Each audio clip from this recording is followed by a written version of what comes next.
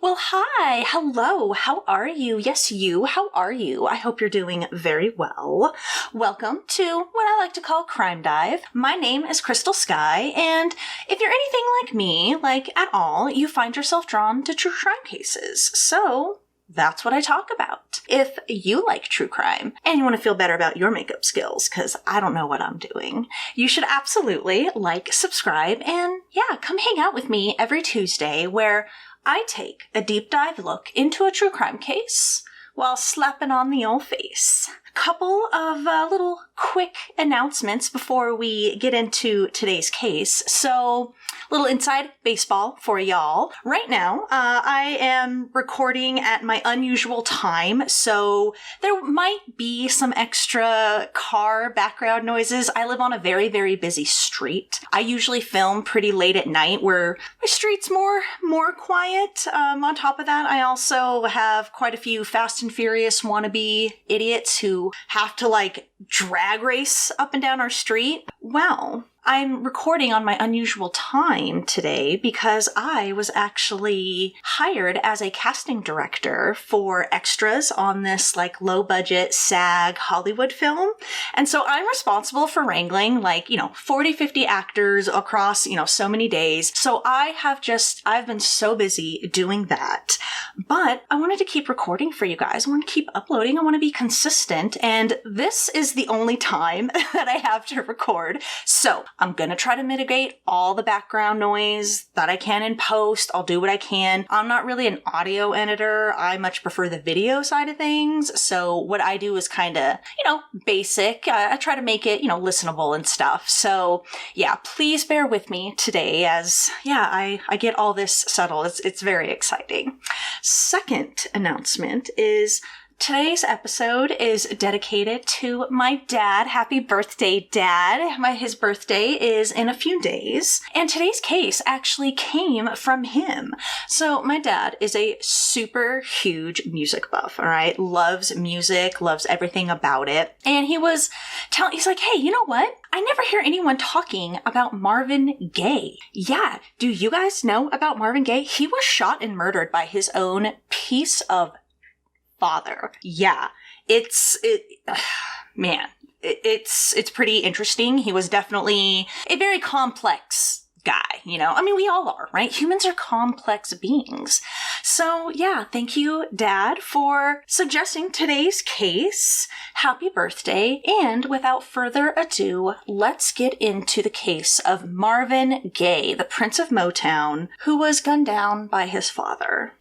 So, Marvin Gaye, all right? He was born Marvin Pence Gay Jr., no E on his last name. He would add that later. He was born Marvin Pence Gay Jr. on April 2nd, 1939 at Freedman's Hospital in Washington, D.C. His parents were Marvin Gay Sr., who was a church minister, and Alberta Cooper Gay, who was a domestic worker. Marvin was the second oldest of 4 children. He had 2 sisters who were named Jean and Ziola, who was nicknamed Sweetie, and he also had a brother named Francis, nicknamed Frankie. He also had a half-brother named Michael Cooper, who was from Alberta's first marriage, and he also had a half-brother named Antoine Carey Gray, who was the product of one of his father's extramarital affairs. Now, the first part of Marvin's life, he grew up in the Fairfax Apartments, which have since been demolished. It was a public housing project, and it was small, overcrowded, in disrepair, had no running water or electricity. And Marvin, along with some of his friends and the locals,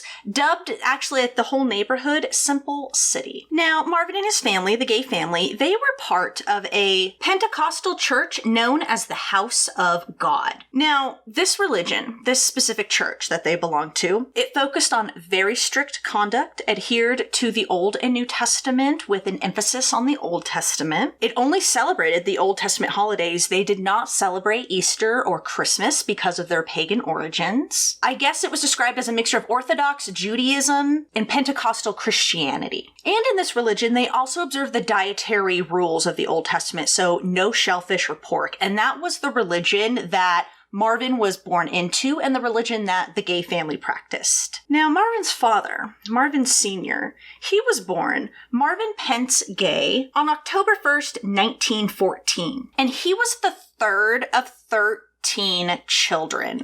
Oh, no thank you. He was born on a farm in Kentucky.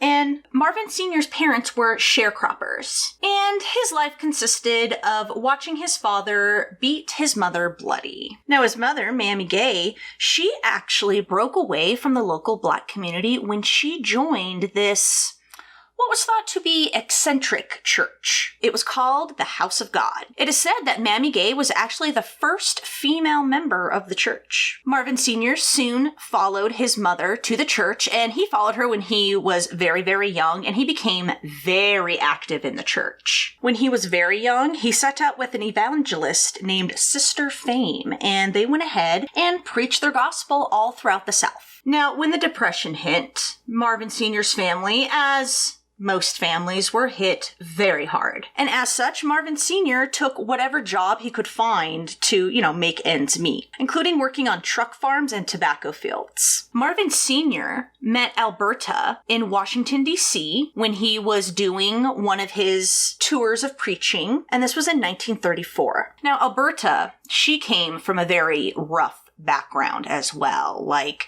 her father was also very, very violent. He had actually shot her mother, and he died in a psychiatric hospital. So she came from a pretty rough background. When Alberta met Marvin Sr., she was coming from South Carolina, and she had her little infant boy, Michael, from her first marriage. Oh, also, forgot to mention, Alberta said she wasn't even put in school until she was 8 years old. So she came from a rough background. She was very, very naive about everything. Marvin Sr. and Alberta were married on July 2nd, 1935 in Washington, D.C., and this is where they set down roots and had their children. However, Marvin Sr., being the Christianly godly man that he is, right? He didn't want to raise Michael as his own. He didn't want some other man's son. So he actually sent poor Michael to go live with Alberta's sister Pearl, who also lived in the city. Mighty Christian of him, right? In 1937, the couple's first child, Jean, was born, but Marvin Sr., he wasn't exactly, thrilled. See, for him, it was very important that he have a male, all right? A namesake, if you will. Yeah, this guy is such total garbage. Now, when he got his wish and Marvin was born, his father, later in interviews, told people, quote, "I thank God for the blessing of my life." But Alberta, she told a different story. One that involved Marvin Sr. not really caring for Marvin at all. He would always go around saying that Marvin wasn't really his child. She said, quote, "But for some reason, he didn't love Marvin. And what's worse, he didn't want me to love Marvin." Yeah, quite the man, right? Such a great father and husband. And as you can guess, this sort of toxic dynamic that he had with his son would pretty much play out for the rest of his son's life. Now, Marvin's life, from about the age of 7 until well into his teenage years, consisted of daily violent beatings from his father. He would always chastise and abuse Marvin for every little thing he did, such as wetting the bed. In fact, all of the Gay children had problems wetting the bed, and they were all severely beaten for it. Gee, I wonder why all 4 of your children have bedwetting problems. Like this, really can't stand this a-hole. He's a terrible human being. But it seemed like Marvin Sr. had like a special hate on for Marvin.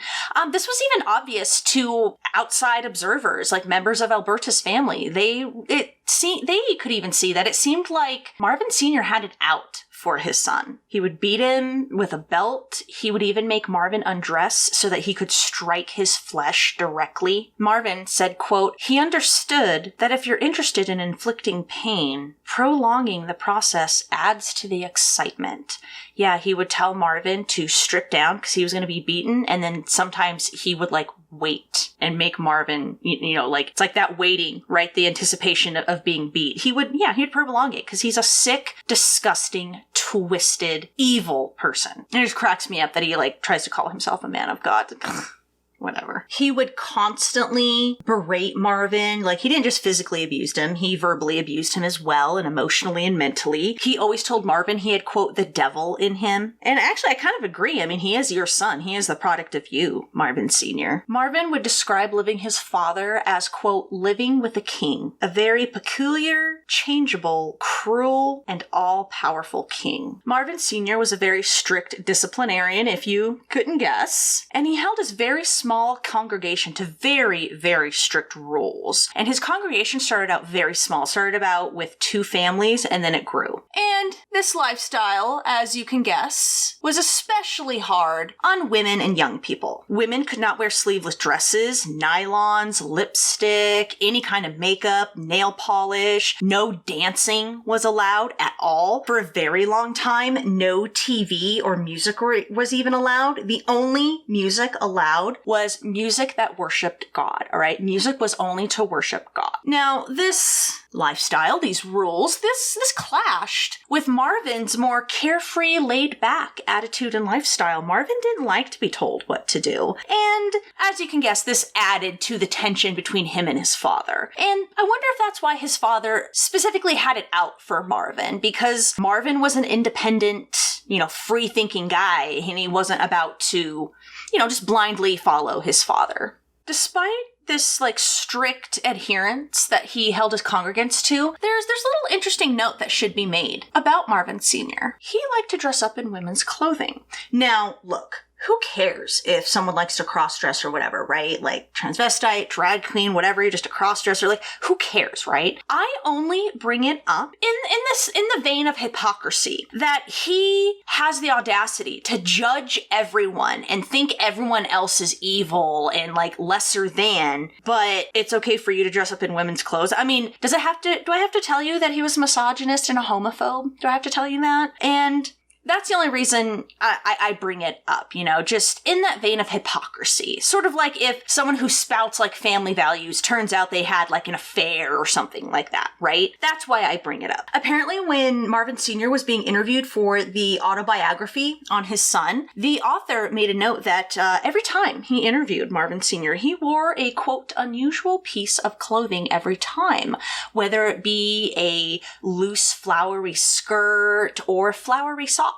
Alberta does confirm that her husband liked to wear her underwear, her socks, her nylons, her dresses. She said that he liked, quote, soft things. And she did say that, yes, on numerous occasions, Marvin did see his father dressed in women's clothing. Now, Marvin, he was always really ashamed about this fact about his father, all right? And as we'll get into, Marvin, I'm going to say it bluntly, he was a homophobe, all right? He was very insecure with his masculinity and all that. He was homophobic, and so seeing his dad cross-dress sort of kind of added to that feeling within him, Marvin also, the reason why he was so, homophobic is he harbored sort of this internal fear that he was sort of like his father, because he too liked, quote, soft things. And he too was also fascinated with women's clothing. And he even admitted that sometimes he wondered what life would be like as a woman,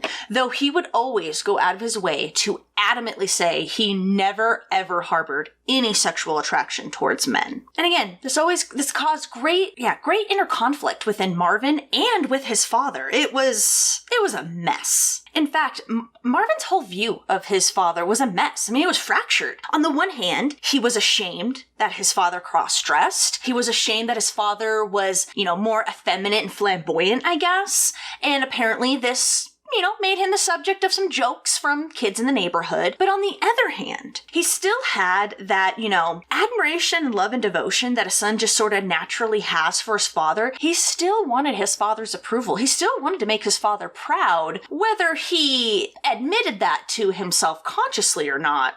That's more up for debate. Marvin credits his mother for helping him get through his tumultuous childhood. Alberta always consoled Marvin, especially after some of the beatings from Marvin Sr., and she always encouraged him to dive into music, and she just always believed in her son. Alberta worked multiple jobs day and night to keep food on the table, while Marvin Sr., such a big, strong man, right? Never worked. He was more often than not just sitting at home on his ass, just being a total dick.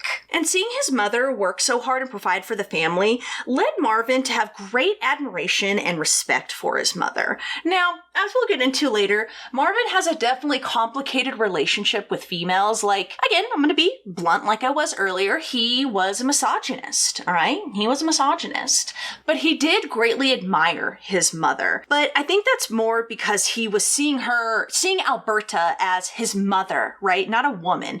We'll get a little more into Marvin's complicated relationship with the female sex in general later on. But for his childhood, Alberta was always there for Marvin. He loved his mother. Like I said, she would always console him after the beatings from Marvin Sr. And Marvin said that if it hadn't been for Alberta, he may very well have committed suicide as a kid. That's how disgustingly abusive and how hard it was living with Marvin Sr. And Marvin would retain a very close bond with his mother the rest of his life. And in fact, he would actually, for the rest of his life, measure every woman he met up against this mother figure that he had, which, of course, no woman could live up to. Even his own mother couldn't live up to it, right? It was like this idealized motherly figure that he always put on a pedestal and that he would always put every woman that he ever met up against. And, of course, no woman could ever live up to that. Even Alberta. Now, it's easy for us in 2022, right, to be like, oh my God, she just let her husband beat her kids. Like, what are you doing? Save your kids. But a couple of things. So sometimes it's hard to look at stuff in the past, and it's hard to disassociate our current modern day,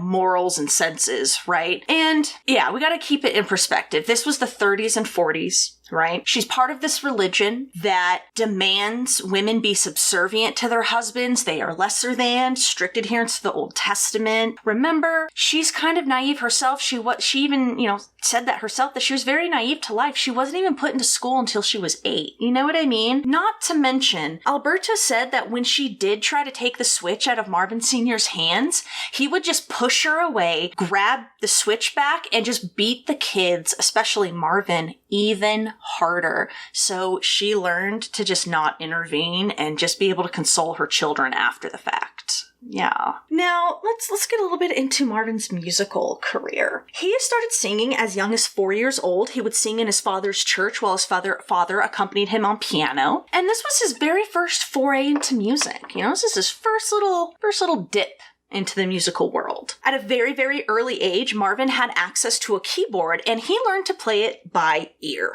And by his preteens, he was a master at the piano at the church. Remember, music was one of the few joyous occasions that the church was allowed. But remember, only music that praised God.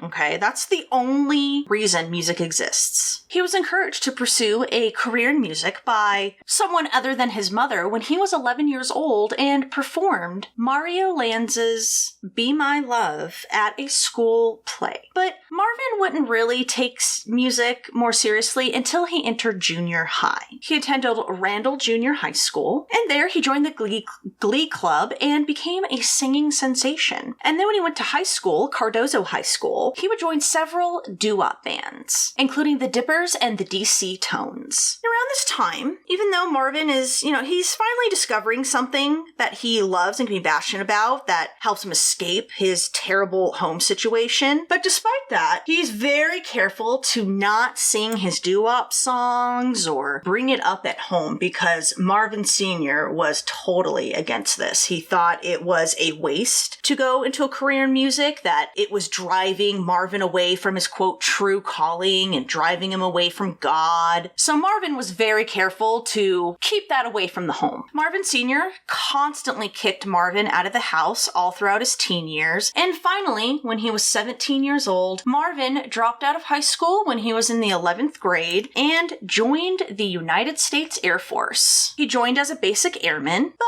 his military career didn't last long. Shocker. He didn't like to perform menial tasks, and remember, he doesn't like to be told what to do. I don't know why Marvin thought joining the military was such a good idea, especially given his more, carefree, laid-back attitude and his attitude about not liking being told what to do. But, maybe home was just so bad he figured the military was at least some way to get out. I don't know. Marvin said he had wanted to be in the special forces when he joined and wanted to learn to fly, but was really disappointed to just be peeling potatoes in bases in Kansas, Wyoming, and Texas. He was kind of disappointed with that. And so being over his time in the military, Marvin faked a mental illness and got an honorable discharge. He did not enjoy his time in the military. Although he did lose his virginity while he was in the military to a sex worker while he was stationed at one of his bases. He said it was not a very pleasant experience. After being discharged in 1957, Marvin and a friend from high school he had performed with named Reese Palmer, they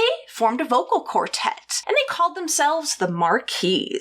And in this group, Marvin played second tenor, and the group would perform in the local DC area. And it is doing that, performing throughout the area, that they attract the attention of one Bo Diddley. And he assigned the group to Columbia Records subsidiary, OK Records. The group's sole single, Wyatt Earp, which was actually co-written by Bo Diddley, it failed to chart, and as a result, the Marquis were immediately dropped from the label. But all throughout this, Marvin was writing his own music. Not writing the music, like composing it. Marvin was a lyricist, and he knew how to write lyrics. He really, really had a very just knack for writing lyrics. And throughout all of this, and throughout most of his life, he was constantly writing music down. So after the Marquis were dropped by the record label, Marvin and Reese worked several menial jobs to, make ends meet. Marvin said the most demeaning job he had was working at a lunch counter / dishwasher, and the eating area, where Marvin and Reese worked and cleaned, it was for whites only. So Marvin and Reese had to eat their lunch outside back, by the dumpsters. Because remember, this is during segregation, guys. Remember the time period that we're at right now. This is the 50s. Yeah, Marvin said that was the most demeaning job he had. Marvin also still did not have a good relationship with his father. It had deteriorated to the point where Marvin would sneak home to, get some hugs and some food and money from Alberta, and then stash away before his father got home. He would only show up when his father was gone. In November of 1958, Marvin would meet a man who would become a father figure and a mentor of sorts in Marvin's life. This man's name was Harvey Fuqua. Now, Harvey, he had been in the music business for a while, for quite some time, and he had been instrumental in forging new combinations of sounds and styles in American popular music. So how did Harvey meet Marvin? Well, when the Marquis were dropped from the record label, they kind of disbanded somewhat, and one of the band members, named Chester Simmons, he got a job driving for Bo Diddley. And when he drove Bo Diddley to a performance one night, Harvey Fuqua was there, and he overheard Harvey talking about how he needed to find a new group, he needed to find a new sound, and Chester knew Marvin and Reese, and recommended them. And they aced their audition, and after that, Harvey hired them, and under his direction, they formed a new group called Harvey and the New Moonglows, because Harvey's original group that he was with was called the Moonglows. It is at this time that Harvey relocates the newly named band to Chicago. Marvin is 19 years old at this time. So Harvey and the New Moonglows, they set up shop in Chicago, and they end up recording several sides for Chess Records in 1959, including the song Mama Lucci. And this was Marvin's first and only lead vocal recording up until this point, or up to this point. That's what I meant to say. It's been a very long day. Now, Harvey had gone to blows several times with other group members and Harvey himself because he wanted to be a performer. He wanted to be a showman. He wanted to be out in front and with all the attention. Marvin really wanted to succeed, and there's also a part of him that, wanted to prove his father wrong, that I'm not, I'm not a piece of dirt. I'm not worthless. I am successful and I'll show you, So Marvin had this at the forefront of his mind, and he always wanted to be a lead. Now, Marvin does also admit that he is an elitist who was was pretty difficult to work with. But again, working for Harvey Fuqua wasn't exactly a picnic. Like, this guy perfected the art of doo-wop to like a technical degree, and he worked his group hard. And as we know, Marvin doesn't like to be told what to do and doesn't like to, take orders. So while Marvin, he could be amiable and sweet and funny and charismatic, he could also be sort of a, pain in the ass to work with, a little bit of a megalomaniac. And, Marvin even admitted this about himself. As we'll see, Marvin is a man of many, many, many contradictions. In 1960, Harvey and the New Moonglows, they disbanded, and this is when Harvey and Marvin take off to Detroit. Now, it was also around this time Harvey's getting older, and he sees that his performing days are numbered, but he notices the talent that Marvin has. And he's like, I'm pretty sure I can make this kid a star and, cash in on it, manager. And at the same time, Marvin, even though they butted heads, like Marvin had a lot of respect for Harvey and trusted him with his career. And this was like the first father figure that he had in his life that he felt he could really, really look up to and trust, Harvey got Marvin signed to Tri-Fi Records or Tri-Pi Records. It was Triphi, so I didn't know if it was Tri-Fi, but whatever. Got him signed to that record label. It's been a very long day.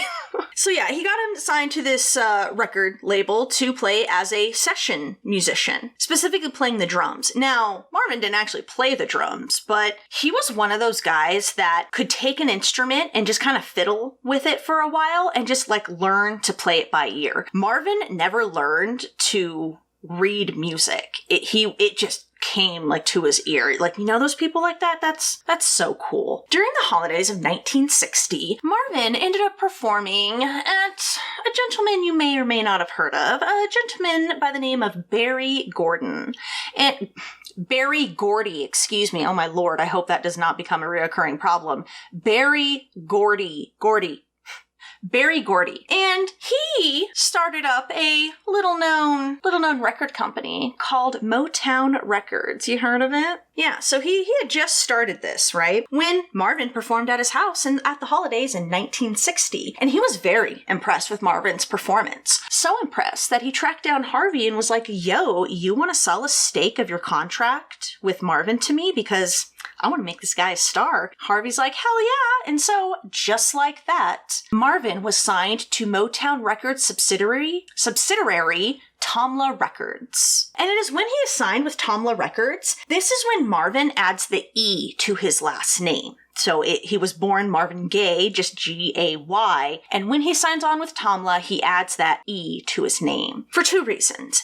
A, it was to squash any rumors about his sexuality, because remember, Marvin is a homophobe, and also to distance himself from his father. And in May of 1961, Marvin recorded his first single, Let Your Conscience Be Your Guide. And it failed. Yep. Did you think that I was going to say that was his, first hit and he was a star? Nope. It failed. And as a result, he spent the rest of that year as a session drummer. He also met and did session work for other Motown artists and groups. And as a result, this enabled Harvey to get close to Berry Gordy, the big man, This enabled him to get some face time with the boss. So Marvin did session work for, big names like Martha and the Vandellas, the Temptations, and all the while he's getting closer to Berry, and, he's trying to wheel and deal his way to stardom any way that he can, because Marvin does want to succeed. Also, during this time, Marvin worked on a couple of critiques that he had received, and because he wanted to succeed, he took to heart some of these critiques and really worked on them. He was accused of looking sleepy when he was performing, so he worked on opening his eyes more. He got pointers on how to move more gracefully on stage. Marvin was actually one of the few Motown artists who never took dance lessons. Marvin hated dancing, hated it. He was so self-conscious of it. And in fact, it is said that other Motown artists actually had to help Marvin backstage with his moves because he, according to them, he, quote, moved like a white boy, which I thought was funny. Yeah, but Marvin hated dancing, but he worked on, trying to move more gracefully on stage. Now, during this time, as he's doing session work and trying to get some of his singles to hit, Marvin is being pushed by Barry to primarily be a songwriter because, again, like I said, Marvin is a very strong lyricist. But Marvin wanted to be a performer. He wanted to be out on center stage. It is said that Marvin, had this boyish charm, and it really came out once he worked on those critiques that he got. And apparently, all the ladies within the Motown community were like, "Oh my God, he's so cute." You know, they thought Marvin had a very boyish charm, and he was totally adorable as a young man, very dashing, very cute. Now, in the course of getting some FaceTime with Barry, Marvin also meets his sister, Anna Gordy, and she would become Marvin's first wife. Anna was 36 years old when she met 21-year-old Marvin. And yeah, they ended up as a couple. Now look, man, like I said earlier, I know sometimes it's hard to look at stuff in the past with, a 2022 lens, but I don't care. I don't care. I don't think that's okay. I'm sorry. I'm just gonna state that, not okay. But I digress. Now, Anna was described as being a little bit of a spoiled prima donna, being very close to her brother Barry.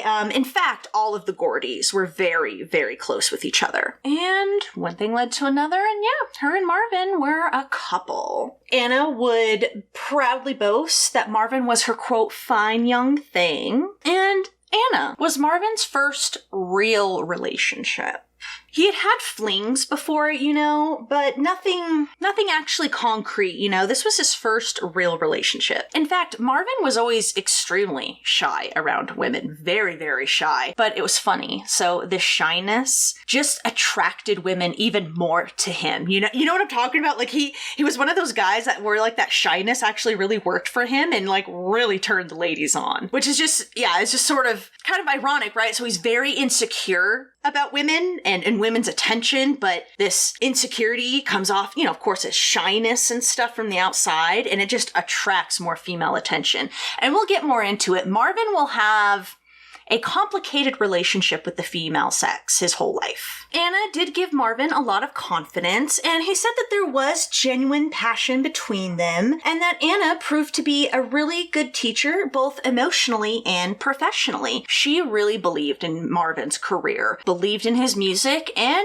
kept telling her brother that. And let's also remember, Marvin is very much aware that Anna is Barry's sister, so, he is aware of this as well. And he really did. He hoped that this relationship with Anna, who he genuinely, loved and cared for, would kind of help him to break into that, Gordy inner circle. Because remember, Marvin does want to succeed. Anna and Marvin would end up marrying in June of 1963. And it is said at the wedding reception, I don't know what Marvin did, but Marvin did something to make Anna really mad. And I guess she took off her shoe and smacked him over the head a couple times with her shoe, which his friends just found hilarious. And I don't know. I'm not trying to be a stick in the mud, but I don't, with the age difference and the power dynamic, I don't find physical abuse that funny. And with his marriage to Anna, this made Marvin the president of Motown's brother-in-law, which enabled him a seat at the table, as it were. Now, one thing to know about Motown, right? And the whole community that Berry Gordy built, all right? Because he built the entire Motown community of musicians, groups, writers, producers, all musicians, all of that. He built all that from the ground up. And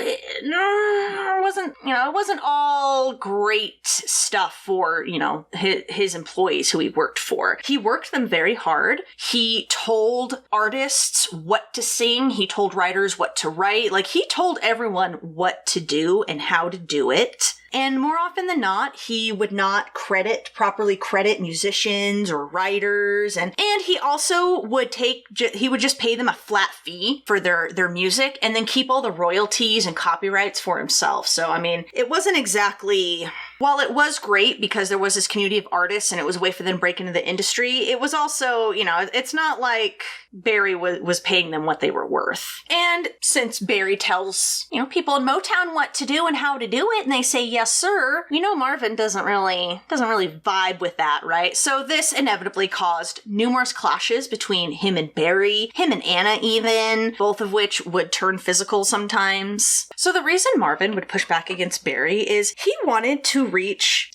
a mass audience, right? He wanted to appeal to as many people as possible. He didn't want to just appeal to like the Black community, this specific demographic that Barry was trying to, to build for. Remember, he wants to succeed. He wants to be out in front and have all the attention. So of course, he wants to appeal to everyone. He didn't want to sing or play rhythm and blues. He wanted to sing more like cool, in the vein of Frank Sinatra style music. But the problem was Marvin just couldn't really pull this off, and people just weren't really buying this at the time. And that's one of the reasons that like his first 3 singles failed to chart or go anywhere. Now, according to Marvin himself, he did admit that he was a bit, quote, spoiled and a bit of a, quote, prima donna, and would often, lay the blame with others at this time. He does admit that about himself. But despite all this, apparently Anna just kept telling Barry, like, just give him a chance, give him a chance. He is a star. I believe in him, and you just got to keep giving him a chance. And she was right. Finally, in September of 1962, Marvin had his first hit. It was with the song Stubborn Kind of Fellow. Now, Marvin was seeing all of his fellow Motown artists and stuff, people he'd done session work for, people who he had written music for, like songs for. He saw them succeeding, saw them getting deals in the spotlight, and, just his competitive side outweighed his egotistical side, and he decided, you know what, fine. I will go ahead and sing your rhythm and blues, your Motown sound, but I'm gonna do it in my own way, alright? They came to be known as him Marvinizing it, alright? In fact, that is what Marvin would be known for, as being one of, if not the most versatile R&B and soul singer who ever lived. He would take these genres, these styles, and just, Marvinize it and just make it his own in his own sort of stubborn, rebellious way. Now, even though Stubborn Kind of Fellow was pretty successful, it did not cross over into, the white market, mainstream market, whatever term you want to lay on it. And this did disappoint him, but it was a huge, hit on the R&B charts. And so as a result, he knew he had to perform to, capitalize on this success that he had found. And to that end, Marvin headlined the Motown Review. This was a series of concert tours that headlined throughout the north and southeastern coasts of the U.S. These shows were part of the Chitlin Circuit, which was a series of shows performed at venues that welcomed predominantly Black artists, which was a, pretty big deal at the time, because remember, this is segregation, so, it's, whites over here, Blacks over here, and so this was like a really great opportunity for, these venues opened up, and there was a showcase for, all these Black artists, and Marvin was headlining these tours. Now, Marvin hated performing, which will be a theme throughout his career. Marvin hates to perform, much prefers to just record in the safe confines of the studio. But he knew how important it was, so he did make himself, perform for these series of concerts after he finally had a success. Now, Marvin's first pop hit was Hitchhike, and his first top 10 hit single that crossed over into that like white mainstream market came in 1963 with the song Pride and Joy. And later, that same year, Marvin's live performance at the Apollo Theater that he had done as part of that Motown Review series was released as an album. And it was called Marvin Gaye Recorded Live on Stage, Can I Get a Witness? And this album would actually become one of Marvin's first international hits. Yeah, so in about 2 years, released Let Your Conscience Be Your Guide in 61, we're now in 63, and Marvin is a bona fide Motown star. That was fast. He would average 2 albums a year, cutting nearly 30 songs every 12 months. Remember, Barry worked the Motown artists hard. Like, not only did he tell them what to do and how to do it, he made them take dance classes, music lessons, refinery courses. He ran a very tight ship. Now, when Pride and Joy released and was hit, that was when Marvin and Anna got married. And Marvin said that when he wrote Pride and Joy, he was madly in love with Anna. Madly in love with Anna. And all of the love songs that he wrote around this time, Anna was at the forefront of his mind. He said at this time that she was always there for him throughout his insecurities and struggles. And when he writes this song and all his love songs around this time, it really is at the height of their relationship. So he's achieving some success. And so Marvin moves his parents out of the low income, project housing that he was living at and was able to move them into an upper middle class black neighborhood. Because remember, segregation. And this was located in Northwest DC. It is also at this time when Marvin is able to move his parents into a nice home that Alberta is able to quit her many, many jobs because Marvin was sending home money, which I'm sure he really loved. I'm sure he loved doing that as sort of like an FU to his father. However, Marvin was very, very careful and conscious to keep his DC life away from his newfound life of Detroit. He kept these two parts of himself separate. He still held a lot of deep resentment, anger, and shame towards his father. And Marvin said that if it hadn't been for his father being around, he would have visited his mother a lot more. He really wanted his mother to divorce his dad, but, in their religion, divorce is wrong, and he knew that that would never happen. Not to mention, Marvin had found a surrogate family with the Gordys, and so, he was happy just living his Detroit life. And he was very determined to forget his tumultuous childhood. So in an attempt to capitalize on Marvin's fame and popularity, because he's super hot right now, Barry wanted Marvin to record a series of duets with other female Motown artists, and Marvin reluctantly agreed. At this time, solo artists were sort of like out and groups were sort of like in, and so Barry thought this was like a good way to sort of keep his solo artists still hot as, hooking them up and doing duets. Marvin's duet album with Mary Wells was released in 1964, and Mary Wells had actually had a crossover hit herself with that song, My Guy. My God, I love that song. And this helped push the popularity of her and Marvin's album together. In fact, the two singles on their album actually reached the top 20. But Marvin's success would really take off with his next solo hit, How Sweet It Is to Be Loved by You. And this even landed on the UK charts. Yeah, he was international. I mean, he had already been international with that live album, but now he's bona fide international, now he has a single on there too, and he had an album, so he's international. And at this point in his career, Marvin was even making television appearances with cameos on such shows such as American Bandstand. And in the following year, 1965, Marvin recorded 2 R&B singles, and they would both chart to number 1. They were I'll Be Doggone and Ain't That Peculiar. After recording another duet with artist Kim Weston, It Takes Two, which, was a huge hit, his duet songs would really take off. His duet songs were successful, okay? They were successful, but they were nothing compared to his duets with an up-and-coming new Motown artist named Tammy Terrell. Their hit, Ain't No Mountain High Enough. Oh, I love that song. I love that song so much. So that hit, this established them as the most popular recording duo of their time. Marvin and Tammy, they not only had great vocal chemistry, they also had great chemistry when they performed together. They had off-screen chemistry, and they actually had a very close relationship. It is said that their relationship was very much like a brother and sister. Marvin thought of her as a little sister, and he really looked out for her. And yeah, the two were super, super close. Very good friends. So great, right? Marvin's on top of the world right now. Well, we know how life likes to pull the rug out from under you. During a performance that Marvin and Tammy were doing in October of 1967, Tammy all of a sudden collapsed in Marvin's arms on stage, and she had to be rushed to the hospital. Turns out Tammy had a malignant brain tumor, and this ended her musical career. Though she did still record some stuff under very, very strict supervised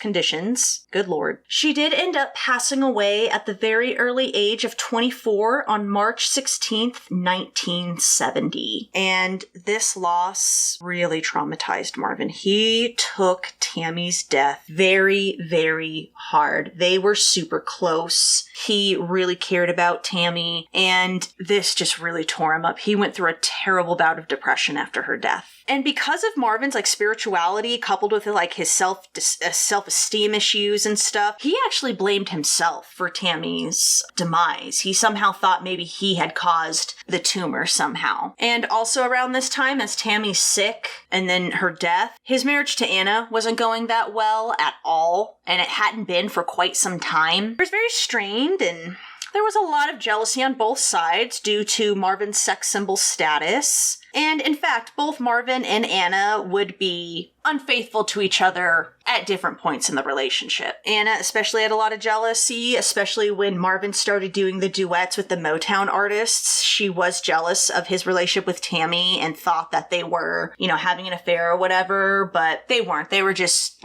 super close. There's definitely more of a brother-sister relationship. Anna and Marvin would have loud, public fights. When they would fight at home, they would throw things at each other. And sometimes they'd even come to blows. It was not good. And not only did Marvin have, Anna's jealousy to deal with, he also had, his sex symbol status to deal with, because remember, I said it earlier, Marvin was very insecure. He was insecure about women, and now he's a bona fide star, and women are just throwing themselves at him. Everyone wants a piece of Marvin Gaye, and he had a lot of internal conflict about this.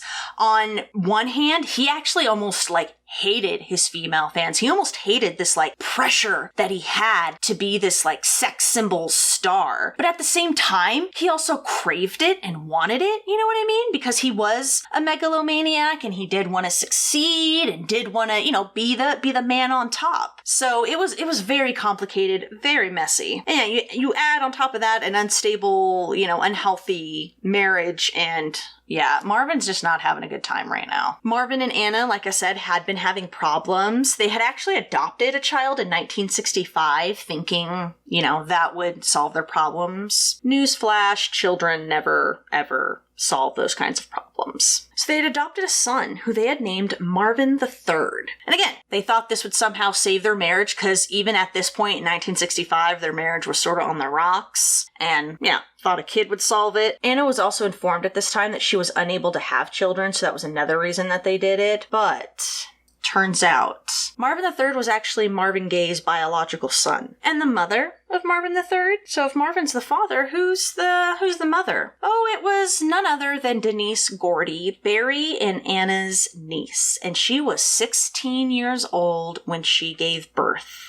Yeah. So despite his marital issues and the stuff going on with Tammy at this time, her sickness and then her subsequent death, Marvin channeled all of this frustration and anger and stress that he felt into his music, and he had another hit, and this one really would launch him into the stratosphere of stardom. This was in 1968. With the hit, I Heard It Through the Grapevine. Yes, you know that song. I grew up in California, so I totally remember seeing the little California Raisins commercials singing that song. I love that song. Marvin said he wanted to record the song because he could really, really identify with the lyrics of it. Now, Gladys Knight had actually recorded a version of this song and had come out before Marvin's version, even though Marvin had recorded his version first. It reached #1 and reached the top of the charts even in other countries, and it sold over 4 million copies. That's how successful this single was. It was actually at this point the best-selling single in Motown history. Marvin's next album, MPG, shot straight to #1. He was a bona fide star at this point, and this was actually a first for his career, to his album just already debuted at #1. Apparently this was a first. And it's also on this album that he steps away from that more clean cut look, the Motown look that Barry had worked so hard, to craft. With this album, MPG, this is where Marvin kind of steps away from that persona and that look. This is when Marvin starts rocking his trademark look, and it's probably the look that you recognize him most. With his trademark beard and sort of laid-back fashion sense, with like, sweatshirts and sweatshorts and stuff like that, and, sometimes he'd wear like a beanie or something. This is where he starts rocking that look. This is like the first time he introduces that look. Now, this album, MPG, it was also a departure from a bunch of the love songs that Marvin was known for. He was tired of writing love songs at this point, He was kind of on the outs with Anna, was struggling with, Tammy's sickness, and he didn't feel like singing about a bunch of lovey-dovey love songs. The album contained songs about failed relationships. It was just had a more gritty and dark tone, and people loved it. This catapulted Marvin, he was already a bona fide star, y'all, all right? This, launched him into A-list territory, you know what I mean? And it is around the next year, 69 and 70, when Tammy dies and Vietnam is really going on, that Marvin, he starts taking a different look and in a different perspective of the world around him. So at the time, he has all the personal stuff that just, went over going on. The U.S. is embroiled in Vietnam. And the fight for civil rights was playing out on live television right in front of everybody's eyes. And all of this just caused Marvin to sort of step back and really take stock of the world around him and start thinking about more serious issues, His brother Frankie had been to Vietnam and had told Marvin what he'd seen there, and it enraged Marvin, it horrified him. And at the same time, he was seeing, his fellow Black Americans just fighting for their basic civil rights to just be treated like human frickin' beings. And he's seeing all of this play out, and it really had a deep impact on Marvin's way of thinking and his view of the world. And on top of, Tammy's sickness, the fights with Anna, he was also sort of getting sick of Motown. He kind of wanted to break free from the Gordys. He was starting to sort of regret the power that both Barry and Anna had over him. He said that he felt like he was Barry's puppet, or even Anna's sometimes. And he just started becoming disillusioned with the entire recording industry in general. And all of this inspired him to start writing songs not about love, but about deeper issues. Now, up until this point in his life, Marvin had sort of stayed away out of direct politics, right? Like, he would donate or he would play like a gig here and there, but he stayed out of direct political activism or anything like that. And so starting to have an internal struggle form inside of Marvin. On the one hand, he had the justifiably angry Black man who wanted to go and fight with his brothers and sisters and be like, yeah, dude, we should be treated like human frickin' beings, shouldn't be treated by, the level of frickin' melanin in our skin, So he had that side that he was fighting, the, angry and righteous and wanting to do something. And then you couple that with his sort of disillusionment of the recording industry and feeling like Barry's puppet. But then he had this other side of him that wanted to be successful, that wanted to be rich, that wanted to be the man on top and be front and center stage. So he has this internal struggle going on within him, and it's causing a lot of internal strife within Marvin. Marvin said that he wanted to stop writing love songs at this point and start writing songs that, quote, touched the souls of men. And to that end, in June of 1970, Marvin recorded the single, What's Going On? And during this period, this is the start of a new Marvin Gaye, of a more culturally and socially aware Marvin Gaye. And this was a very, political, deep song. This is also when Marvin tries to get more in touch with his spiritual side, because he had felt like he had drifted away from his religious upbringing. He would even tell people that when he was writing What's Going On and the songs that would be on the album, that he wasn't even writing these lyrics, God was. And the whole album was very, very political, was very deep and tried to, say something real. And at first, Barry was not a fan of this at all. He did not want Marvin to record a political album. He was scared it was going to alienate and destroy everything he had worked so hard for. He was scared Marvin was going to ruin his image, his own image, Motown's image, and he actually refused to release the single. And Marvin went on strike and said, well, I won't record a single thing for Motown until you release the single. And Marvin's little strike worked because Barry did relent and release the What's Going On single. But Barry's fears, they were for naught, because this was another smash. When they released the single and the album of the same name in 1971, they both shot to number one. I guess this was Marvin's first album that had sold over 1 million copies. It launched 2 more top 10 singles, and up to this point, it would be Marvin's most successful of his entire recording career up until this point.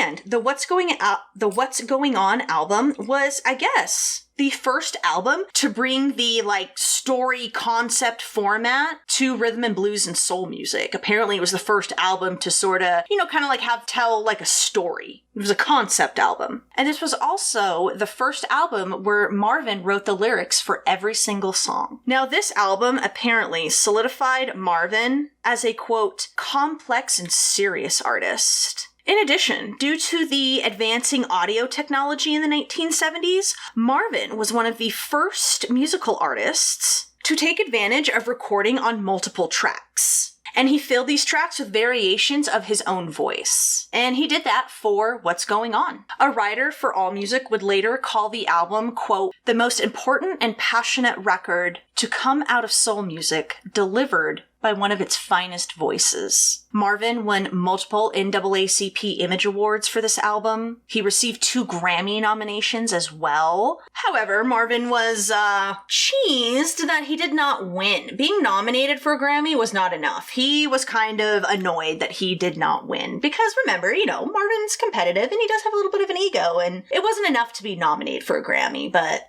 wanted to win, and he didn't. The album also topped Rolling Stone's list of albums of the year, and in 1972, the magazine actually did a full profile interview with him. So in this interview for Rolling Stone, Marvin definitely idealized his childhood. He said he just wasn't quite ready to share his dirty laundry with sort of the masses quite yet. He expressed his distaste for the growing women's liberation movement. Remember, I told you, Marvin is a misogynist. Remember his religious upbringing. Women are subservient. So I guess it shouldn't be a surprise. I wonder if Marvin had lived to modern times. I wonder if he would still have those views, or do you think he would have grown? I don't know. It's hard to say, right? Billboard magazine named Marvin as the trendsetter of the year. And also that same year, this was a hot year for Marvin Gaye. He signed a new record deal with Motown Records worth $1 million.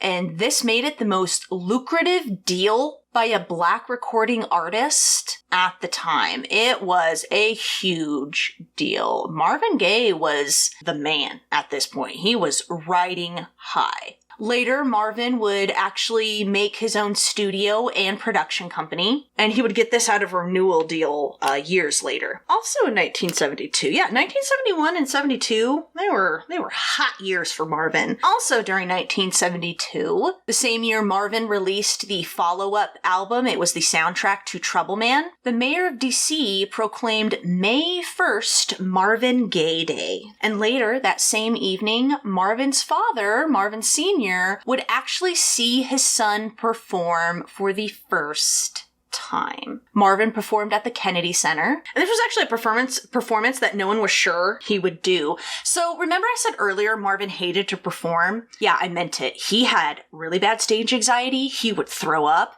and in fact, Marvin was known for scheduling tours or shows and then canceling them at the last minute because he didn't want to go on stage. He hated it. Hated it, man. I can't express to you the distaste that Marvin Gaye had for performing live. But he did perform live that day at the Kennedy Center, and they actually sent Alberta in to talk Marvin into performing because he didn't want to. It was also especially hard to get Marvin to perform at this Kennedy Center because this was the year that he turned 33. And like I said, Marvin, he had a lot of internal struggles that he was going through. He also was trying to bring spirituality back into his life. And Marvin also suffered from paranoia, and he was convinced that he was gonna die the same year as Jesus. Apparently Jesus is supposed to be 33 years old when he's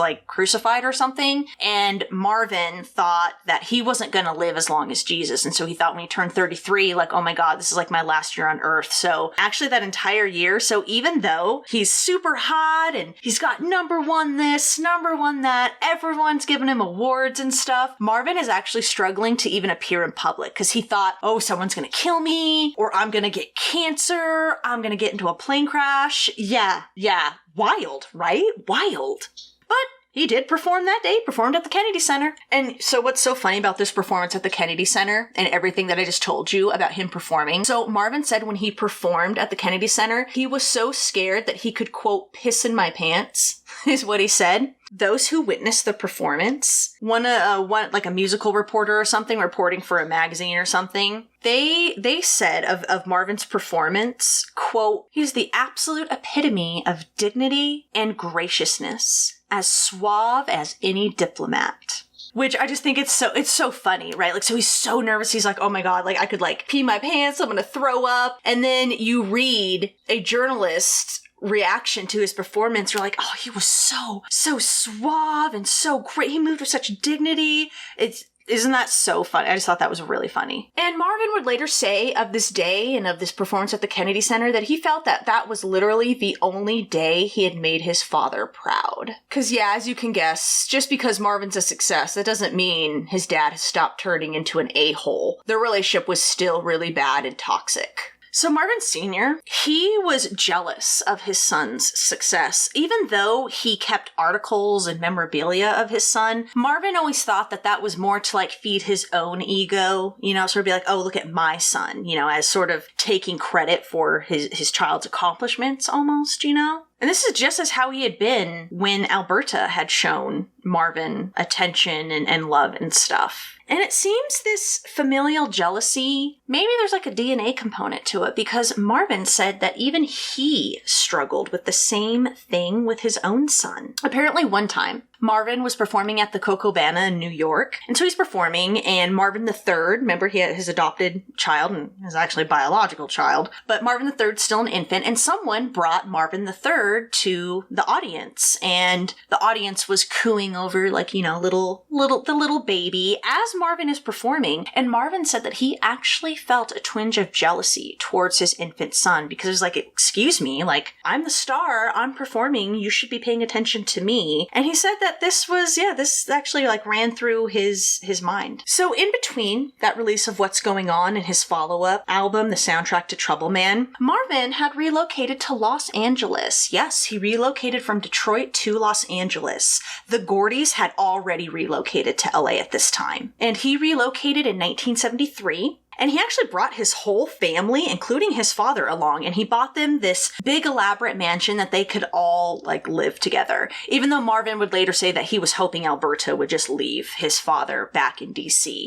But she didn't. Now, things actually seemed pretty great for the Gay family at this time, but Alberta says as soon as they moved to LA, Marvin Sr. just got more angry and violent. He started swearing a lot, which he never really did, and it's like he just became really bitter. Maybe he was, I don't know, maybe he, since he's a child, maybe he was like, I don't know, thinking that his son surpassed him as the man or something. I don't know. Talk about toxic masculinity. So Marvin had been going between Detroit and LA before he officially relocated to LA as he was recording the soundtrack to Trouble Man. Now at this time when he was going to LA, it looked like Hollywood was actually opening its doors to Black filmmakers. So producers were churning out sort of like low budget films, and big name musicians were providing complex, like wonderful soundtracks to these films. Isaac Hayes' Shaft and Curtis Mayfield's Superfly were those examples, as was Marvin Gaye's Trouble Man. And this would be the only second album where Marvin wrote every song himself. Now, when Marvin had relocated to LA, him and Anna were still,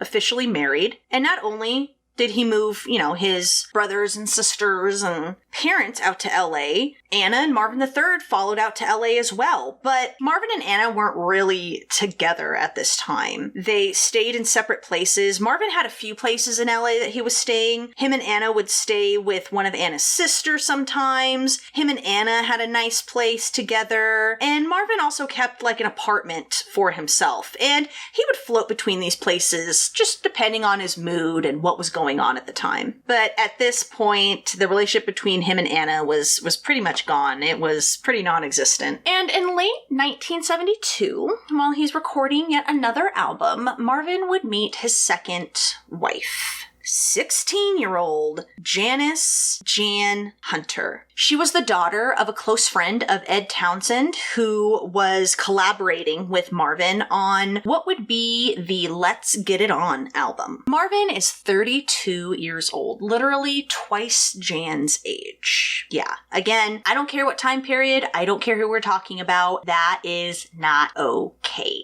And not only do we have the, creep factor, age difference, Marvin is still legally married to Anna, but her and Marvin would actually separate following year in 1973. Even though they would still legally be married, they were separated by 1973. So he meets 16-year-old Jan, and Marvin and Jan quickly strike up a relationship.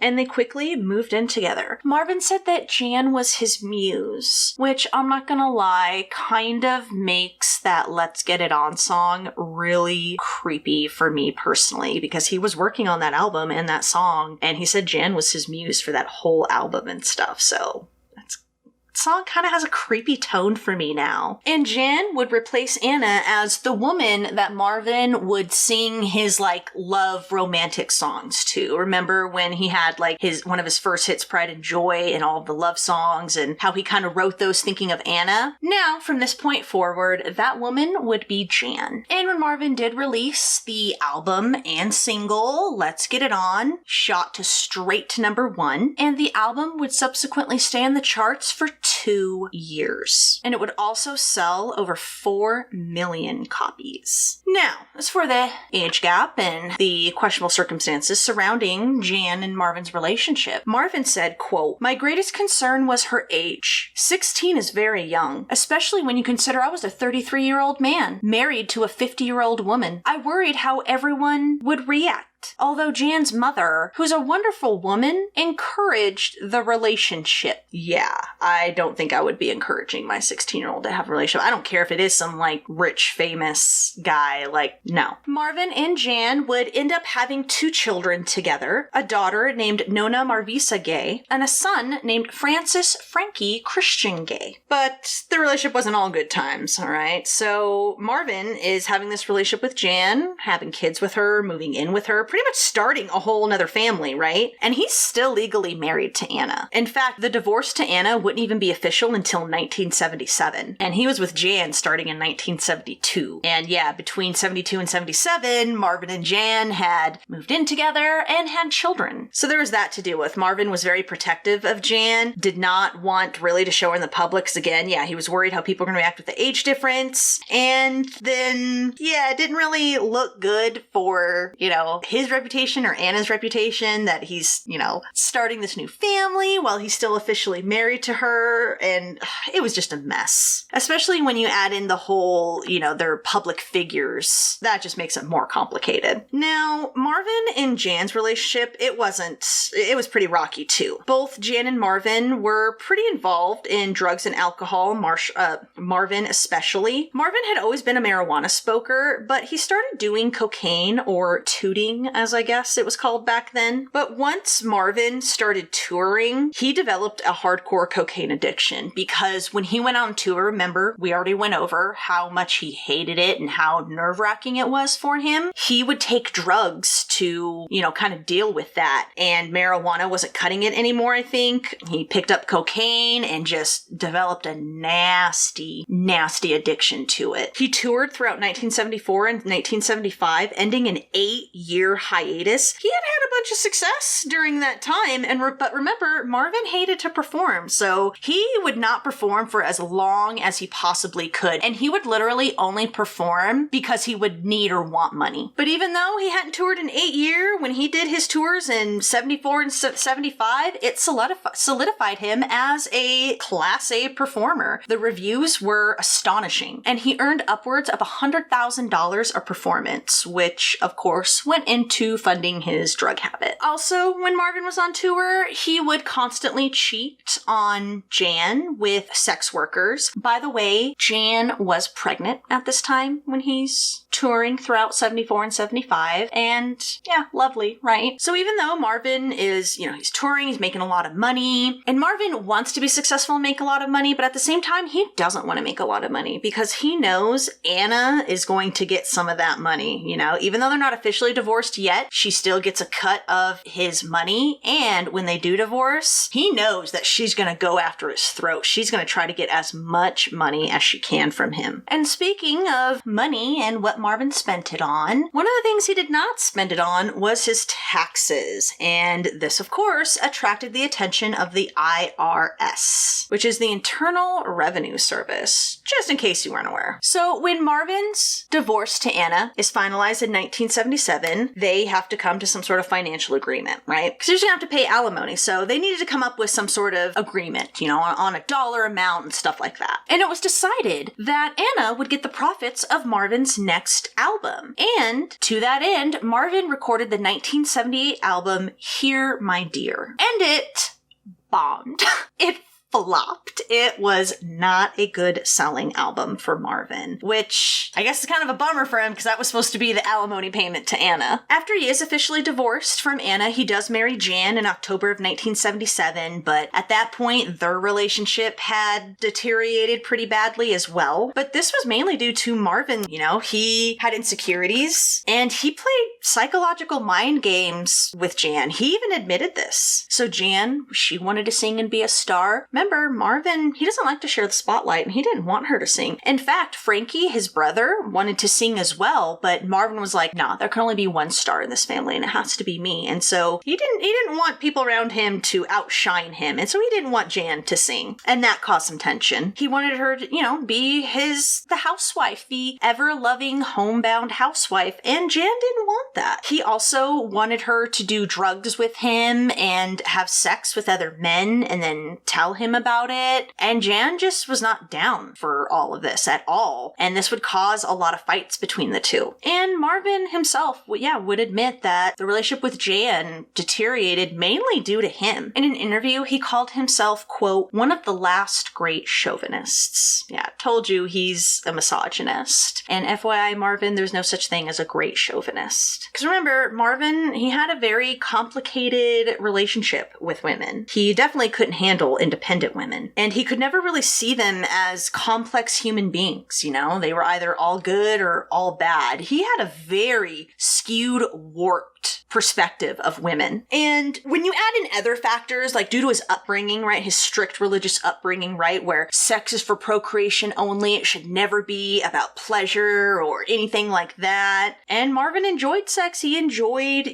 being in touch with like his body and emotions and stuff. And when you just mix all of this together, it leads for a very, very messy, complicated relationship that he had with women. Jen and Marvin would end up separating only 2 years after they were married, and they would finally divorce in 1981. Though Marvin would admit that he would continue to obsess and be in love with Jan. So by the time he has divorced Jan, he's got 2 failed marriages, a flopped album, back child support and alimony, plus the IRS is on his tail. He was also at odds with Motown at this time and didn't want to record for them anymore, wanted to just completely be rid of the Gordys. And it was just not, he was in a rock bottom place. And the IRS was coming after him hard for hundreds of thousands, if not millions of dollars in back taxes. And Marvin actually hated paying taxes.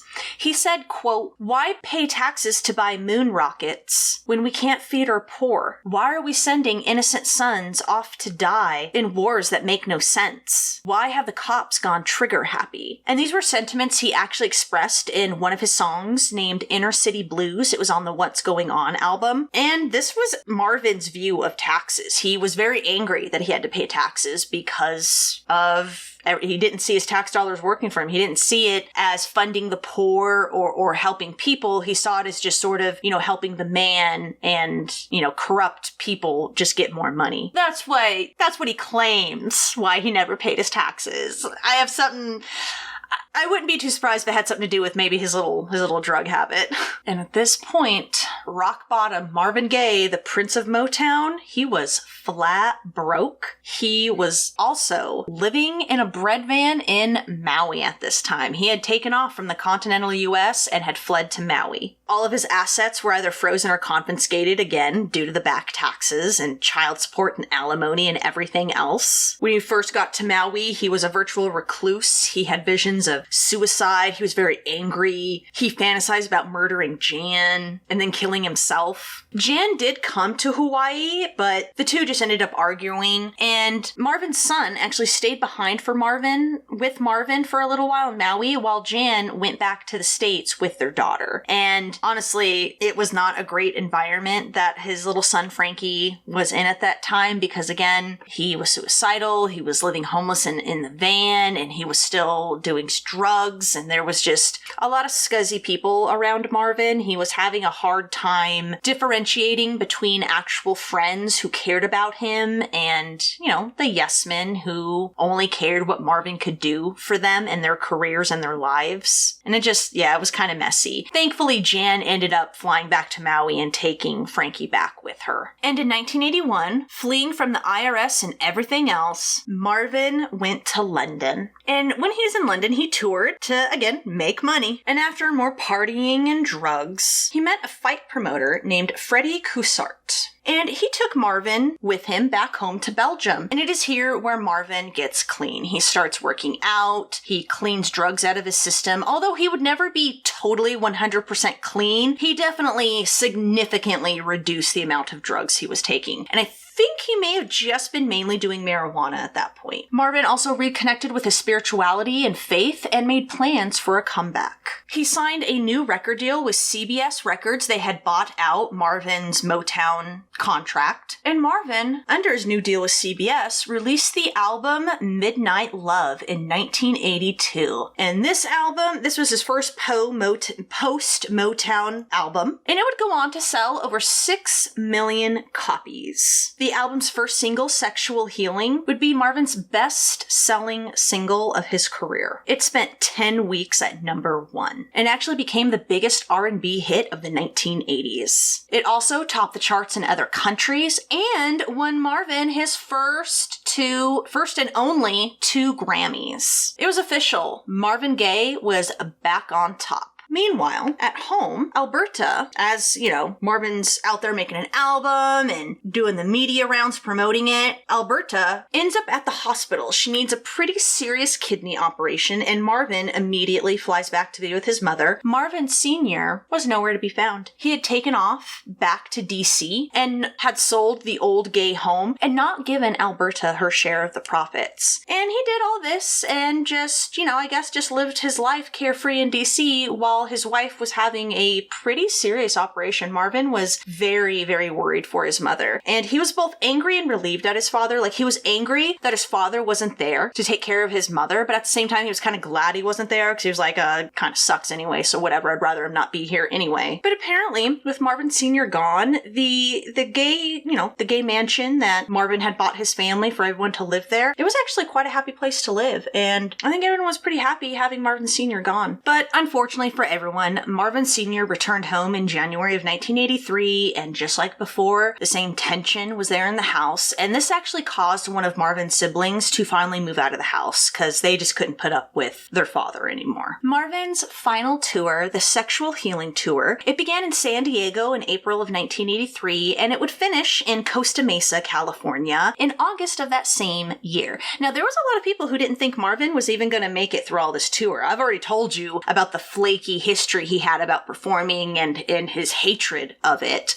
But Marvin, he actually took this as a challenge. He was like, oh yeah, you think I'm not going to finish this tour, huh? Well, I'll show you. And he did finish it. Only by that tour, Marvin had fully embraced his contradictions. It is said that he would have his coke dealer in one room while having a priest in the other, because he still wanted to get back to his spirituality and like his religious upbringing. But at the same time, he also, wanted drugs and wanted to live his life, well. In May of 1983, in the middle of his last tour, Marvin made his final television appearance on Soul Train. It was his third appearance. And after Marvin's final tour he headed back to LA to the mansion he had bought his family, and he was just looking for rest and relaxation. So he stayed in a room that was next to his mother's room, and then on the other side of his mother's room was Marvin Sr.'s room, so Alberta was right in the middle. Isn't that symbolic? But rest for Marvin Gaye at this time was easier said than done. Remember, he was super, super hot, so there were a bunch of fans who would flock to the house, would cause traffic disruptions. I guess this really pissed off Marvin Sr., and it was just not as easy for one of the biggest music stars in the country, in the world really, to be able to rest and relax at home. Marvin Sr., again, irritated with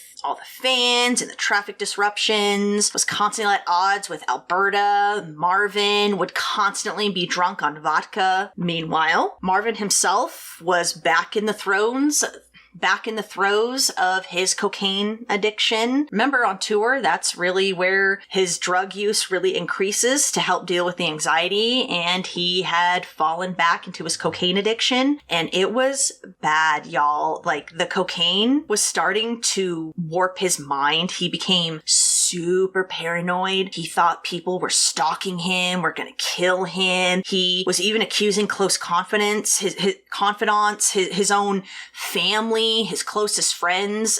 He was accusing them of plotting against him. He was really losing his marbles at this point. The cocaine had really deteriorated his mind. In fact, on the last tour, the Sexual Healing Tour, he would go on and on to anyone that would listen that he had a stalker and that he knew he was going to die, and he knew he was going to die by a pistol. And he was just saying odd things. It was really bad, y'all. Really bad. He was also still using cocaine, by the way. He was even using it in front of his mother. Like, that's how bad it was. He was rubbing it on his gums. He was freebasing it.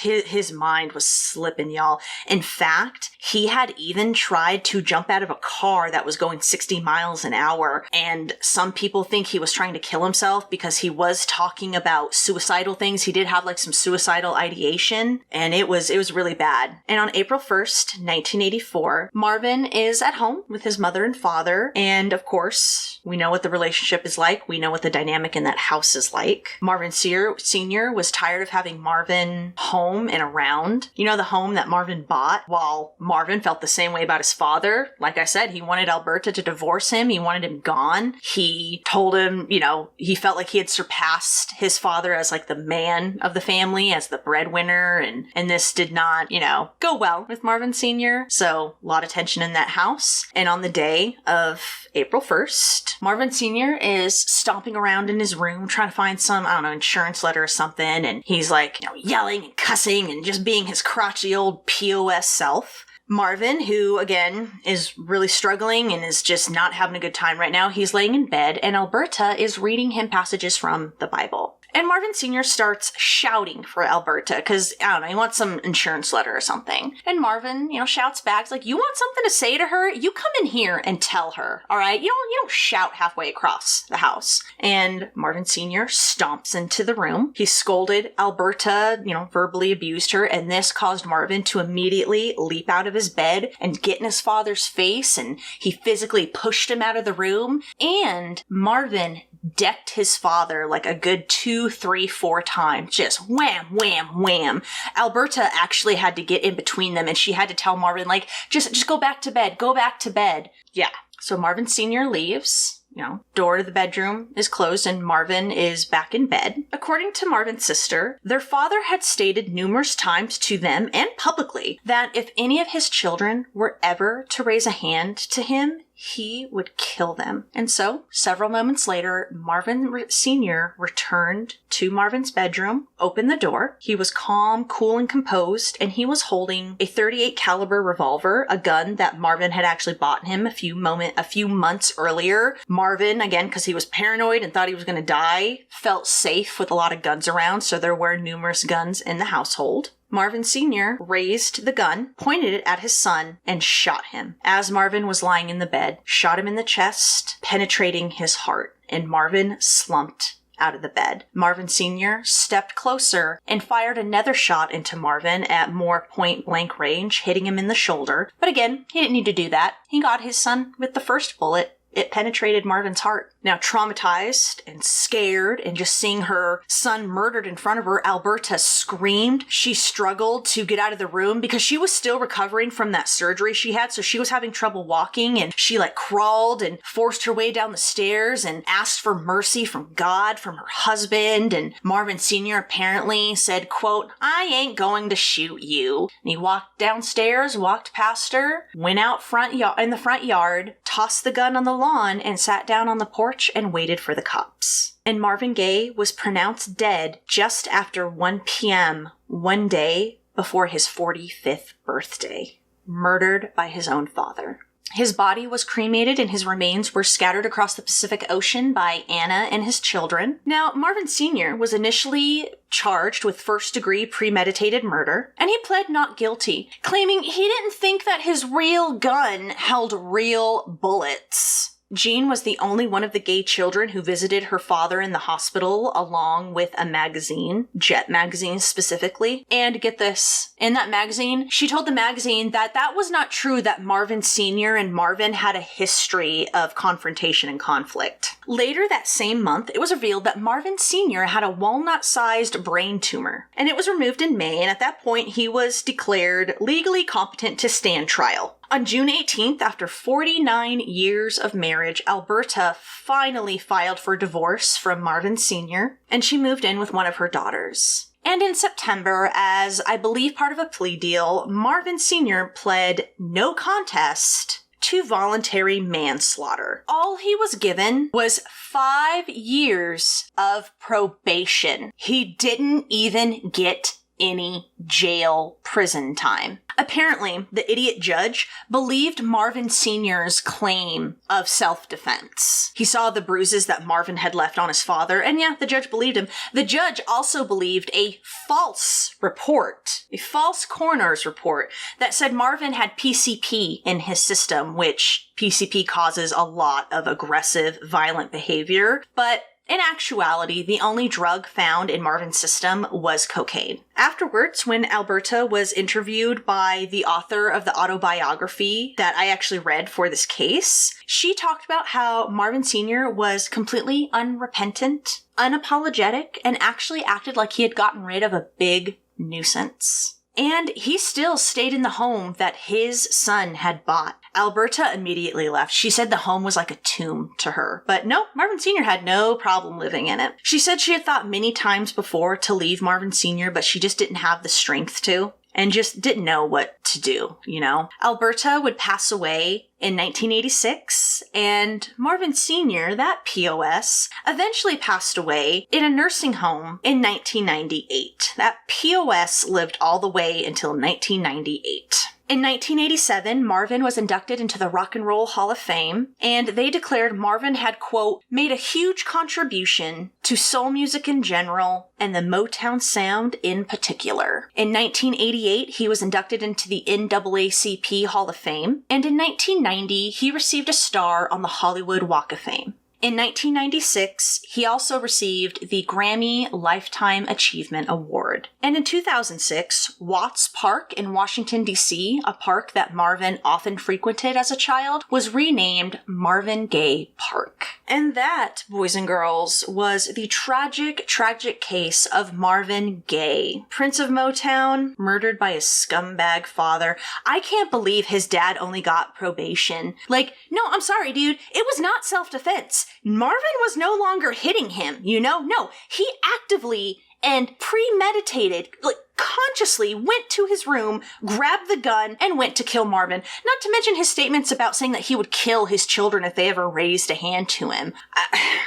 Unreal. Unreal. I hope that a-hole had a slow, torturous death. What a terrible person. Anyway, yeah, what do you guys think? What do you guys think of this case? Have you heard about Marvin Gaye? Did you know that he was murdered by his father? I feel like I don't see Marvin Gaye's case talked about as much as, like John Lennon or something, or Versace. So thank you, Dad, for recommending this case. I hope you all enjoyed it. Like I said, I did read the autobiography for Marvin Gaye. called Divided Soul. It was actually written by someone who did know Marvin, and they were actually working on his autobiography when he was murdered. Very interesting look into Marvin, and I'm actually going to be sending this to my dad for his birthday. Happy birthday, Dad! Spoiler! And that will do it this week for Crime Dive. So sorry if there's a lot of background noise. So sorry, y'all. I have got to go deal with casting. I'm sure I have a bunch of unread emails and fires to put out, but wanted to make sure I recorded for you guys and,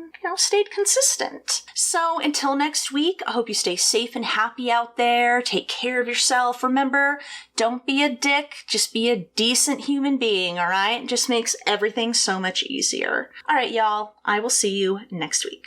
Bye-bye.